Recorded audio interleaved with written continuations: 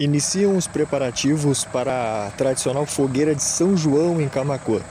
Na manhã desta sexta-feira, os trabalhadores estão aqui onde fica a base da fogueira, às margens do lago artificial da Prainha, montando a base onde será colocada então, de fato, a fogueira que vai ser acesa no dia 21 de junho em uma grande festa que está sendo promovida pela Prefeitura Municipal.